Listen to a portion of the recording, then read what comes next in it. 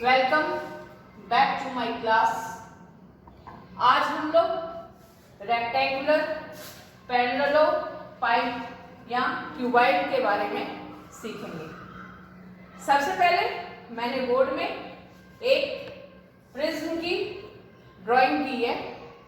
Prism एक 3D solid है। Prism हम लोगों ने क्लास 9 में फिजिकल साइंस में पढ़ा, इसके बारे में जाना है और ये लैब में हमने देखा भी है। प्रिज्म के बेस दोनों समबाहु त्रिभुज है और ये इसकी हाइट है। प्रिज्म से ही हम लोग इस चैप्टर का प्रारंभ करेंगे। 2D के लिए एग्जाम्पल वर्ग, आयत, सर्कल, एक्स्ट्रास आते हैं और 3D में क्यूबॉइड आता है।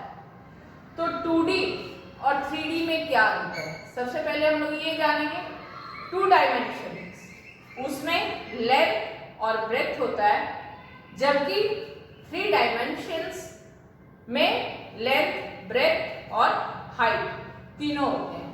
2D में हम लोग वर्ग, आयत या सर्कल किसी का भी क्षेत्रफल ज्ञात कर सकते हैं, जबकि 3D में हम लोग क्यूबॉइड के वॉल्यूम भी ज्ञात कर पाएंगे। 2D में हम लोग वॉल्यूम ज्ञात कर नहीं पाते हैं। इसी प्रिज्म से हम अपने चैप्टर को स्टार्ट करेंगे और यहाँ पर हम लोग 3 फॉर्मूलों को कैसे निकालेंगे उसके बारे में जानेंगे। मैंने एक घन की रचना की है। इसकी प्रत्येक भुजा बराबर है, यानी कि L is equals to B is equals to H is equals to A, length is equals to breadth is equals to height is equals to A। अब हम लोग इस घन का क्षेत्रफल ज्ञात करेंगे। तो क्षेत्रफल ज्ञात करने के लिए हम लोग सबसे पहले इसका लेटरल सरफेस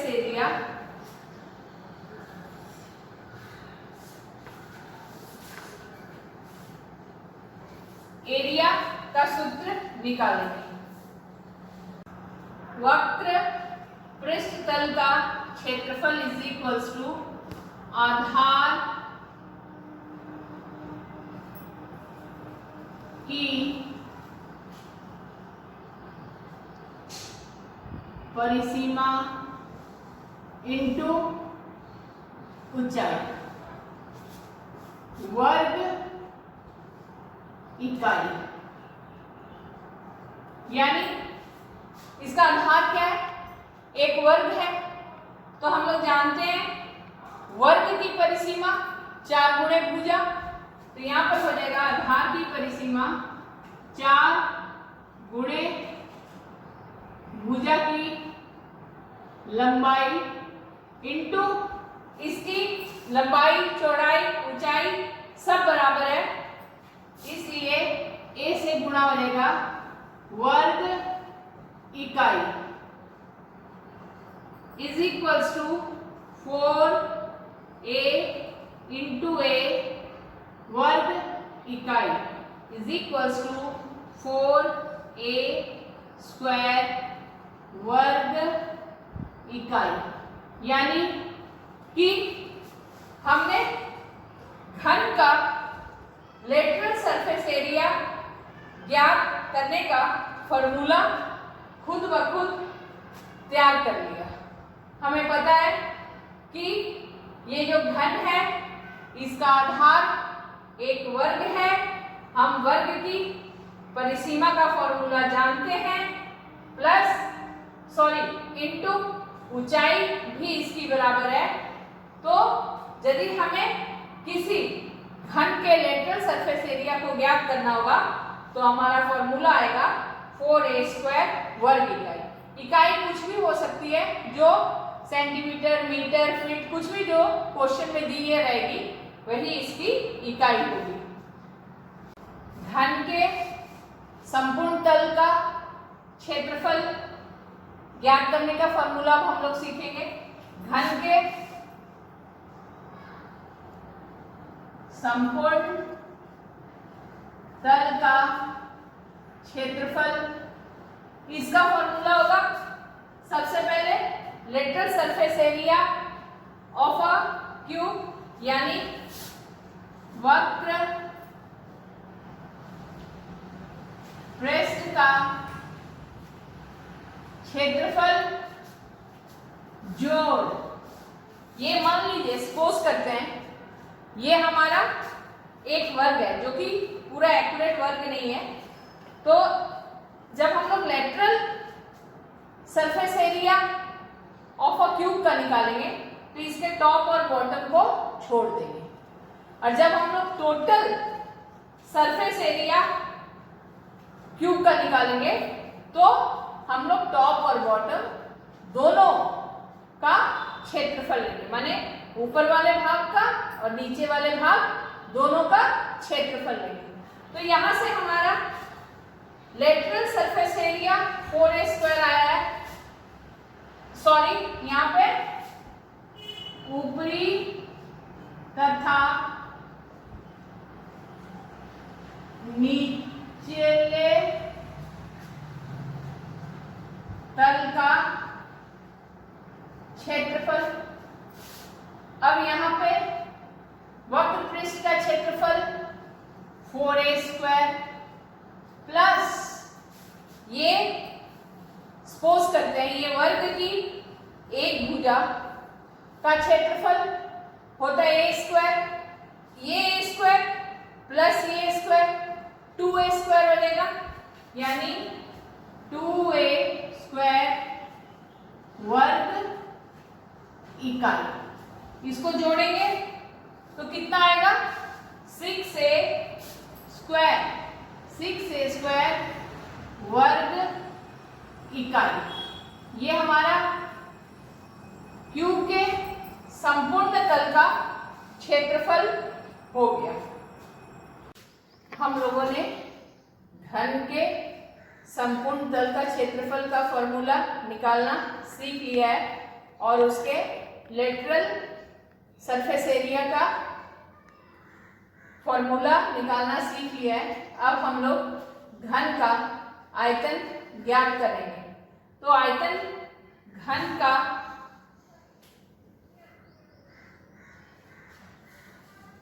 आयतन इज इक्वल टू क्या होता है, लंबाई गुणे चौड़ाई गुणे ऊंचाई। चूंकि ये घन है तो घन की तीनों भुजाएं बराबर होती है, इसकी लंबाई चौड़ाई ऊंचाई तीनों बराबर है, इसलिए यहाँ पर ये a³ हो गया।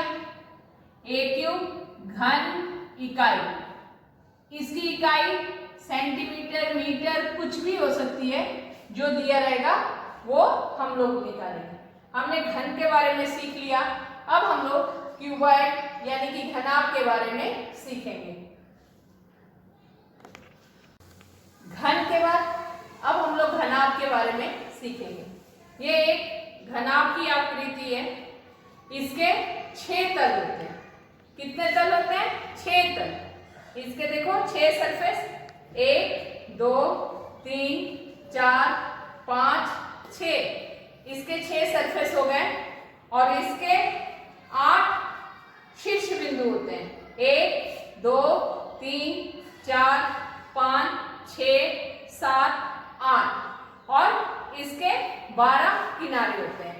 जैसे यहाँ से 1 2 3 4 5 6 7 8 9 10 11 12। यानी हमने क्या सीखा? ये एक फिगर किसका है? क्यूबॉइड का है। इसके 6 सतह होते हैं, 8 इसके शीर्ष बिंदु होते हैं, 12 इसके किनारे होते हैं। तो हमने पहले घन के बारे में सीखा था, अब हम घनाभ के बारे में सीखने जा रहे हैं। तो जिस प्रकार हमने घन का फॉर्मूला निकाला था वैसे ही घनाभ का फॉर्मूला निकालेंगे। ये एक क्यूबॉइड का हमने रचना की। अब सेम देखो इसका आधार क्या है, एक आयत है, यानी ये जो फिगर है इसमें से हम लोग देख रहे हैं ये क्यूबॉइड, हमें लेटरल सरफेस एरिया निकालना है। तो इसके लिए जब हम लेटरल सरफेस एरिया निकालेंगे तो ये जो अपर टॉप और लोअर टॉप यानी ऊपरी सतह और निचली सतह को छोड़कर जो आएगा उसका हमें एरिया निकालना है। Lateral surface is equals to ये इसका माने निकालना है। तो यहाँ पर हमें ये जो है lateral surface area, lateral surface area of a cuboid is equals to perimeter, perimeter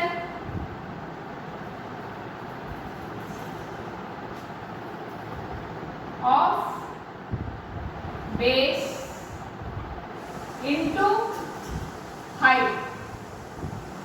ये क्या है, आयताकार, तो इसका बेस क्या है, एक आयत है। तो हम लोग आयत की परिसीमा का फॉर्मूला जानते हैं, ये हम लोग बचपन से क्लास 5-6 से ही सीखना चालू कर देते हैं। तो इसमें क्या होता है, आयत की परिसीमा two within bracket length plus breadth into height, height हमारी h है, तो ये हो गया 2l h प्लस 2bh, ये u वर्ग इकाई, ये भी वर्ग इकाई, यानी lateral surface area of a cuboid is equals to perimeter of a base into height। तो यहाँ पर इसका आधार बेस एक आयत है, इसलिए आयत की परिसीमा 2 लंबाई जोड़ चौड़ाई और इसकी हाइट h है, इसलिए इसका फॉर्मूला 2lh प्लस 2bh है। अब यदि हम लोग total surface area of a cuboid निकालेंगे तो इसके लिए क्या करना है, संपूर्ण तल का क्षेत्रफल, ये total surface area of a cuboid is equals to, हम लोग क्या जानते हैं, पहले इसके लिए क्या होगा, क्यूबॉइड टोटल सरफेस एरिया, मतलब अब हम इसका टॉप और बॉटम माने इसकी ऊपरी सतह, निचली सतह और ये सारे बॉक्स यानी क्यूबॉइड का क्षेत्रफल निकालें। तो इसके लिए हमें क्या मिल जाएगा, ये ऊपरी सतह और निचली सतह का क्षेत्रफल, पहले यहाँ पर हो जाएगा lateral surface area plus area of top and bottom. अब इसकी ऊपरी सतह और निचली सतह क्या है, एक आयत है, तो सबसे पहले area lateral surface area 2l h plus 2bh plus यहाँ पे दोनों आयत 2 into length into breadth square unit, तो यहाँ पे क्या हो गया 2l h plus 2b h plus 2l b, ये हो गया स्क्वायर यूनिट। अब देखो हम लोग अपनी किताब खोल के देखेंगे तो क्यूबॉइड यानी घनाभ के संपूर्ण तल का क्षेत्रफल कहां से मिला हमें? 2 लंबाई गुणे ऊंचाई प्लस 2 चौड़ाई गुणे ऊंचाई प्लस 2 गुणे लंबाई गुणे चौड़ाई। यही फॉर्मूला है ना हमारी किताब में, क्या यही फॉर्मूला हुआ? यानी हमें lateral surface area of a cuboid, total surface of a cuboid यही से मिल गया।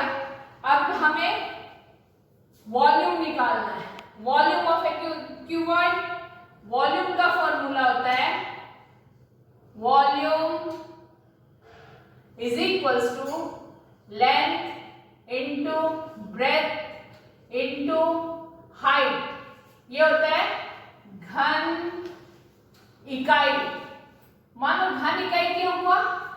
ये हम लोग लिखते हैं लंबाई की इकाई यदि सेंटीमीटर है तो वो centimetre into centimetre into centimetre, वो घन सेंटीमीटर हो गया।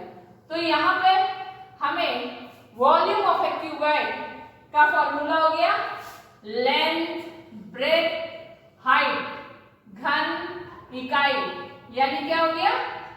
यहाँ पर लंबाई गुणे चौड़ाई गुणे ऊंचाई घन यानी क्यूबिक यूनिट इकाई।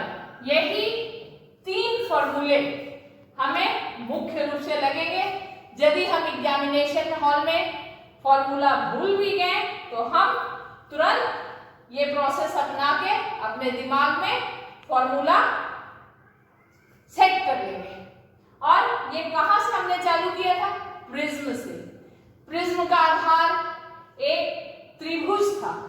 त्रिभुज वहां से भी हम उसकी वहीं से लेके हमने यहाँ पर क्या क्यूब और क्यूबॉइड के फॉर्मूले निकालने सीख लिए।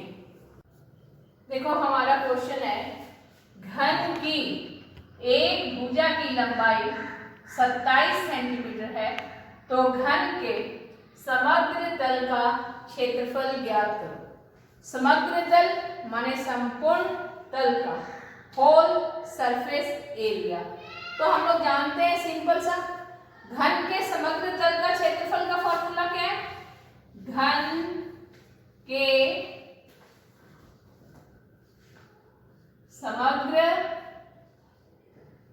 तल का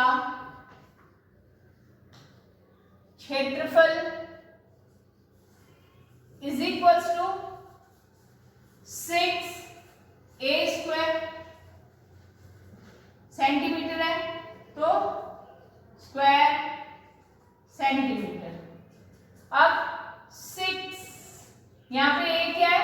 a एक भुजा की लंबाई है जो हमको क्या दिया है? 27 सेंटीमीटर। तो यहाँ पे 6 इंटू a का मान कितना है? 27 यानी 27। तो यहाँ पे क्या हो जाएगा?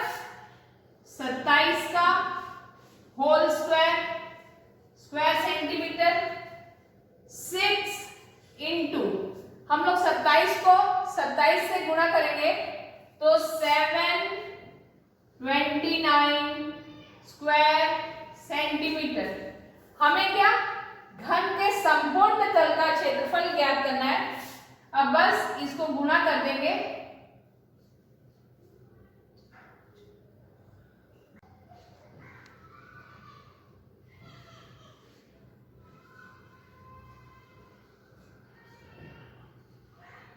जब हम 729 को 6 से गुणा करेंगे 4374 स्क्वायर सेंटीमीटर हमारा आंसर आएगा।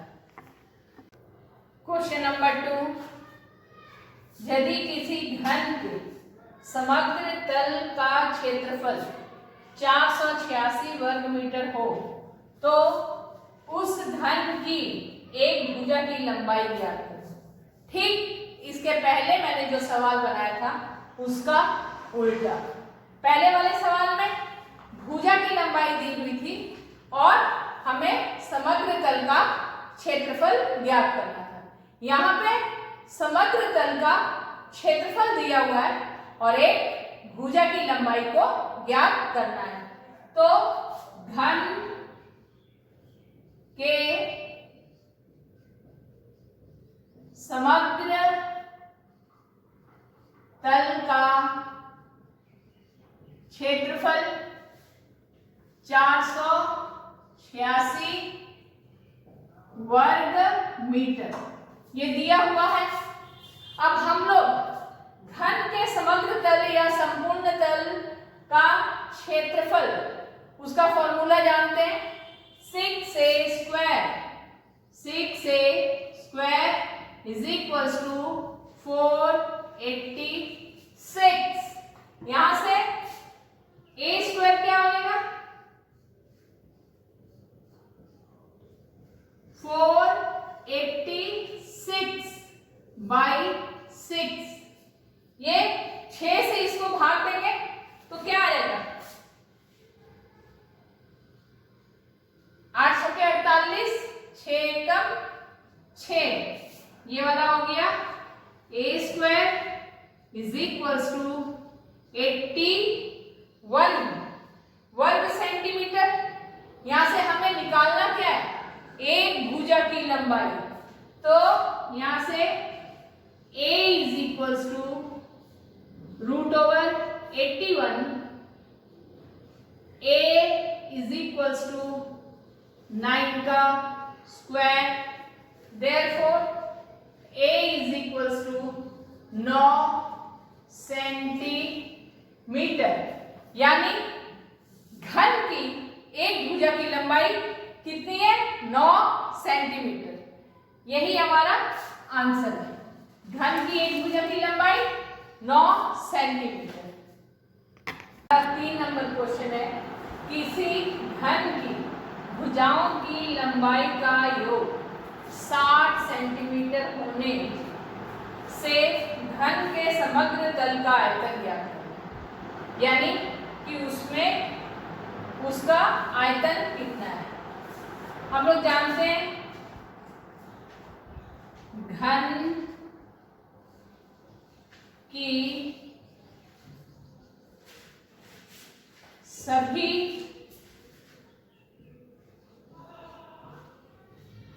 किनारों का योगफल इज इक्वल्स टू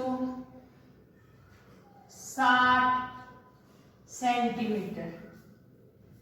घन में किनारों की कुल संख्या इज इक्वल्स टू 12। घन के कितने किनारे होते हैं? 12। अब माना कि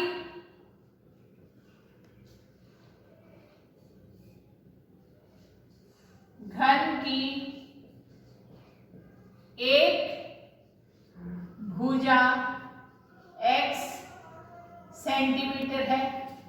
अकॉर्डिंग टू क्वेश्चंस 12 किनारे 12x is equals to 60, x is equals to 60 बटा में 12, 5 x is equals to 5 centimetre.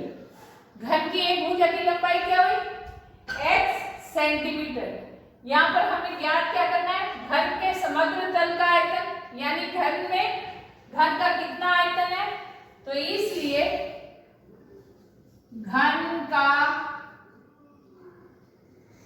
आयतन इज इक्वल्स टू AQ घन सेंटीमीटर। AQ A का मान कितना है? सॉरी XQ x का मान कितना है? 5। तो 5 का होल क्यूब घन सेंटीमीटर यहाँ पे घन की सभी भुजाएं बराबर होती हैं, इसलिए उसकी लंबाई, चौड़ाई, ऊंचाई तीनों 5 होगी। तो 5 का क्यूब ये हो गया 125 घन सेंटीमीटर। इसका आंसर क्या हुआ? घन का आयतन ज्ञात करने को बोला, तो घन का आयतन 125 घन सेंटीमीटर होगा।